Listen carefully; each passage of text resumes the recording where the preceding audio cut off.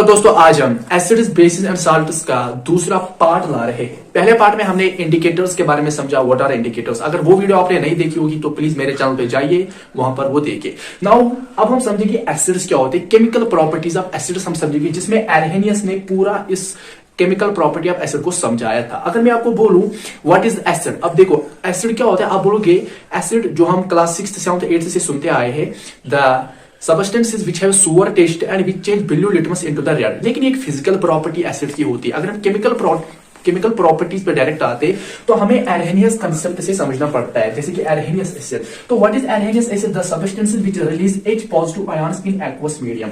कोई भी ऐसा सबस्टेंस जब उसको आप एक्वस मीडियम में डालते हो, एक्वस सोल्यूशन में डालते हो, तो वो H पॉजिटिव आयंस को रिलीज कर लेता है। जैसे कि हाइड्रोक्लोरिक एसिड को जो ही मैं एक्वस मीडियम में पुट करता हूं, एक्वस मीडियम, तो ये H पॉजिटिव और Cl नेगेटिव यानी इसमें डिसएसोसिएट होता है, यानी एक्वस सोल्यूशन में H पॉजिटिव आयंस रिलीज होते हैं। और जहां पर आप देखोगे कि ये substance H positive ions release कर रहा है, तो समझना वो आपका एक एसिड होता है।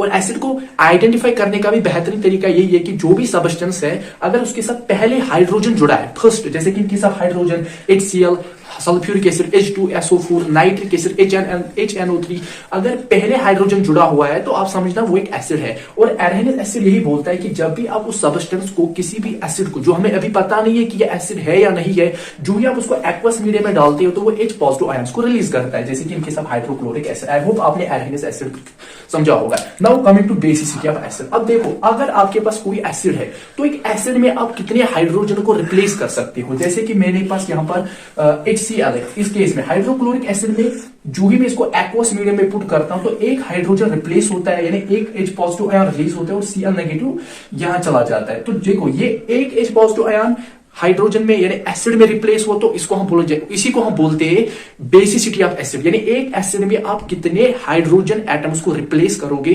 That is your basicity of acid. Now अगर एक हाइड्रोजन रिप्लेस हो रहा है तो वो मोनोबेसिक एसिड की बात हम करेंगे, जैसे कि हाइड्रोक्लोरिक एसिड में in case of hydrochloric acid एक हाइड्रोजन रिप्लेस हुआ तो monobasic acid. In case of H2SO4 दो हाइड्रोजन रिप्लेस होगी, H2SO4 आपका सल्फ्यूरिक एसिड होता है। जब हम उसको एक्वस मीडियम में डालेंगे तो अब क्योंकि H2SO4 दो हाइड्रोजन, तो दो हाइड्रोजन रिप्लेस हो गए तो डाइबेसिक एसिड हुआ।